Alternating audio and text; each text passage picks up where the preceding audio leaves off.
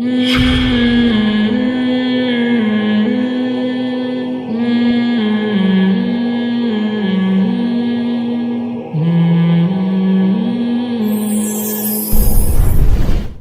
سوال کراچی سے امبرین یہ کرتی ہیں کہ کہتے ہیں کہ چھپکلی کو مارنے کے بعد غسل کرنا ضروری ہوتا ہے، اس کی حقیقت کیا ہے؟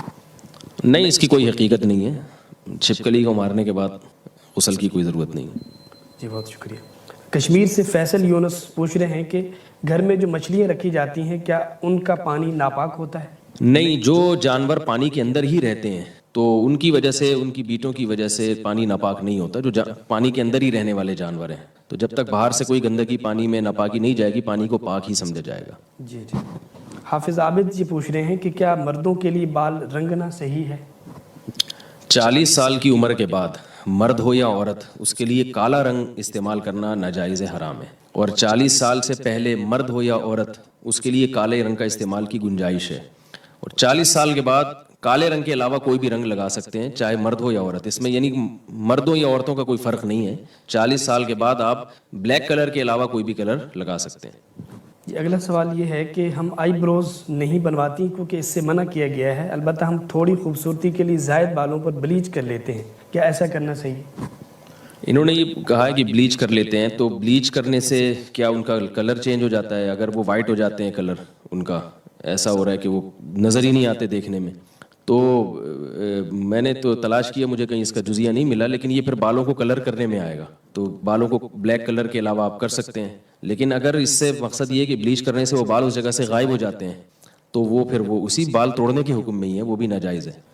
جی اگلا سوال اقرا ملتان سے پوچھ رہی ہیں کہ کیا عورتیں غیر ضروری بال صاف کرنے کے لیے بلیڈ استعمال کر سکتی ہیں؟ جائز ہے، مگر خواتین کے لیے بلیڈ استعمال کرنا بالوں کو صاف کرنے کے لیے مکروہ اور ناپسندیدہ عمل ہے، خلاف سنت ہے۔ نبی صلی اللہ علیہ وسلم نے خواتین کو جو بال صاف کرنے کے لیے جس چیز کو سنت قرار دیا وہ بلیڈ کا استعمال نہیں ہے، پاؤڈر ہے یا کوئی بھی ایسی کریم وغیرہ کے ذریعے بال صاف کیے جائیں۔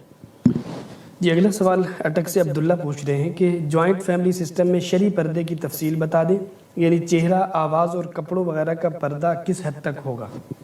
جوان عورت کے لیے جوائنٹ فیملی میں بھی پردہ فرض ہے اور چہرے کا پردہ بھی فرض ہے اس پر، البتہ کپڑوں کا پردہ کرنا بہت مشکل ہے۔ جوائنٹ فیملی میں اگر سب اکٹھے رہتے ہیں تو کپڑے کا پردہ فرض نہیں ہے ایسی صورت میں، اگر مشکلات پیش آ رہی ہیں۔ رہا یہ مسئلہ کہ یہ جو بعض دفعہ ایسے ہوتا ہے کہ جوائنٹ فیملی میں کوئی خاتون پردہ کرتی ہیں تو بالکل کمرے میں بند ہو جاتی ہیں اور وہ کہتی ہیں کہ آواز کا بھی پردہ ہے، جس کی وجہ سے جو گھر کے اجتماعی نظم میں پھر بہت زیادہ یعنی مشکلات پیش آتی ہیں، کھانا پکانا، یا ظاہر ہے جب سب مل کے رہتے ہیں تو سب کو ایک دوسرے کی خدمت کرنی پڑتی ہے، تو وہاں یہ گنجائش ہے، فقہاء نے یہ گنجائش دی ہے کہ اگر کوئی بات کرنا چاہے تو بات بھی کر سکتی ہے دیور سے پردے کے پیچھے، اور اگر سب اکٹھے بیٹھ کے کھانا کھا رہے ہیں، جیسے ایک ہی میز پہ یا ایک ہی دسترخوان پہ سب کا کھانا کھانے کا معمول ہے، جیسے کہ والدین کی خواہش ہوتی ہے کہ سب بیٹے اور بہو ایک ہی جگہ بیٹھیں، تو اس کی بھی گنجائش ہے کہ یعنی جو خاتون پردہ کر رہی ہیں تو وہ اسی رو میں بیٹھیں جس رو میں دیور بیٹھا ہوا ہے، درمیان میں فاصلہ ہونا چاہیے، ساتھ بیٹھنا تو جائز نہیں، تاکہ دیور کی نظر چہرے پہ نہ پڑے،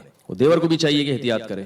تو اس طرح سے یعنی اگر گھروں میں یعنی چھوٹا گھر ہے یا بڑی فیملی ہے، یعنی بالکل ہی اپنے آپ کو چھپانا بہت مشکل ہو رہا ہے، تو اس طرح سے یعنی پردہ کیا جا سکتا ہے۔ یعنی خلاصہ یہ نکلا کہ ایسے نہ بیٹھا جائے بالکل آمنے سامنے کہ دیور کی نظر بھابھی پہ پڑ رہی ہے، یہ بالکل جائز نہیں ہے، اور بے تکلف نہ ہوا جائے، جیسے بعض خاندانوں میں دستور ہے دیور بھی جوان ہے، بھابھی بھی جوان ہے، اور خوب کہہ کے سامنے بیٹھ کے لگا رہے ہیں، یہ بالکل غلط ہے۔ تو کوئی ضرورت کی بات ہو تو کی جا سکتی ہے، سفر سے واپس آئیں تو سلام بھی کیا جا سکتا ہے، خیریت بھی ایک دوسرے کی پوچھی جا سکتی ہے، اور اکٹھے بیٹھ کے یعنی ایک ہی دسترخوان پہ کھانے کی بھی گنجائش ہے، لیکن میں نے بتایا کہ آمنے سامنے نہ ہو، تو جن سے پردہ ہے وہ نامحرم تھوڑا سا فاصلے پر ہوں، اور یعنی بالکل چہرے پہ نظر نہ پڑے، ایسی یعنی ترتیب سے بیٹھا جائے، تو یہ انشاءاللہ اس میں گنجائش ہے۔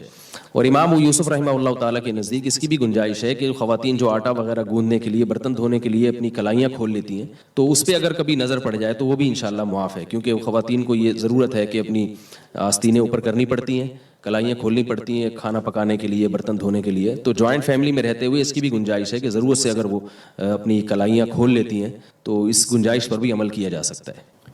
جی بہت شکریہ۔ اگلا سوال ڈیرہ غازی خان سے محمد طاہر کا ہے، وہ پوچھ رہے ہیں کہ رسم و رواج کی اسلام میں کیا حیثیت ہے، وضاحت فرما دیں۔ ان کے سوال بہت ہی مبہم ہے کہ رسم و رواج کی رسم و رواج کچھ تو ایسی ہیں جو سنت نہیں ہے لیکن اس کو لوگ دین سمجھتے ہیں، تو اس کو پر تو بدعت کا گناہ ہوگا.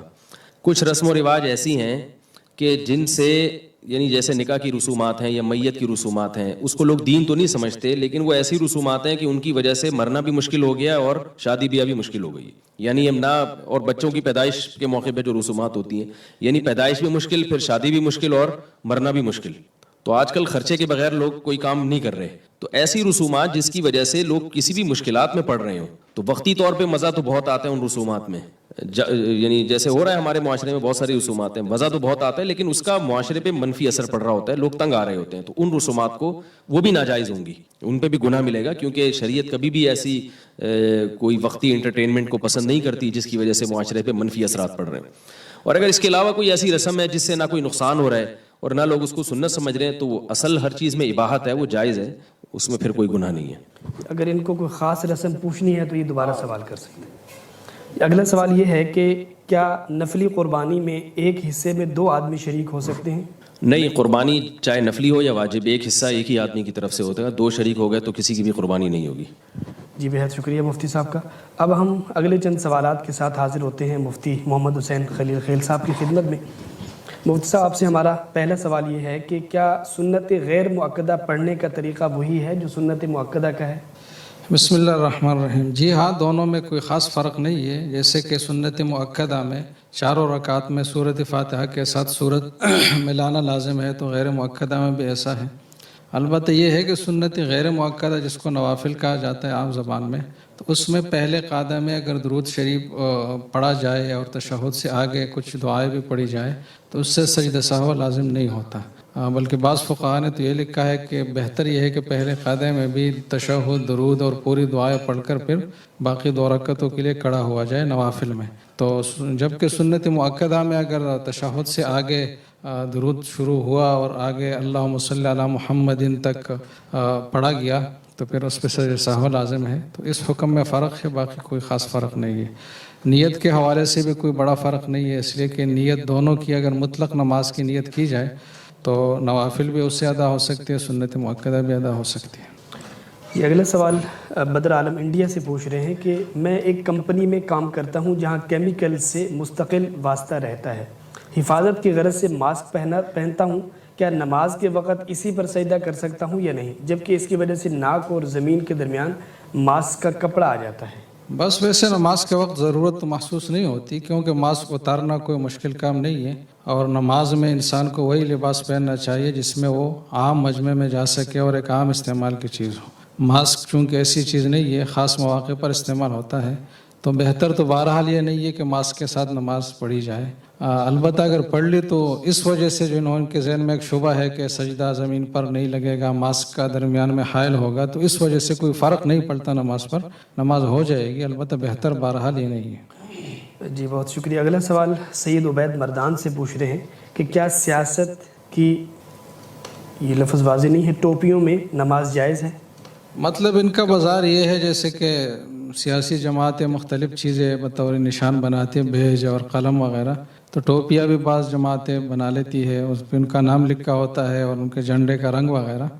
تو اس میں بھی یہی ہے جو ماسک کے حوالے سے میں نے جو اصول بتایا کہ نماز اسی لباس میں پہننا چاہیے جس میں آدمی عام مجمع میں جا سکتا ہو اور عام استعمال کا لباس ہو، اس میں کوئی بہت زیادہ انفرادیت نہ ہو اور ایک اچنبھا پن اس میں نہ ہو. تو سیاسی جو ٹوپیاں ہے یہ ایسی چیز نہیں ہے جو آدمی ہر وقت ہر باوقار مجمع میں پہن سکے، تو بہتر تو بہرحال اس میں بھی یہ نہیں ہے. لیکن اگر کسی نے نماز پڑھ لی تو نماز پہ کوئی فرق نہیں پڑے گا، جائز ہے. جی اگلا سوال احمد ضیاء اسلام آباد سے پوچھ رہے ہیں کہ مغرب کی نماز زیادہ سے زیادہ کتنی تاخیر سے پڑھ سکتے ہیں؟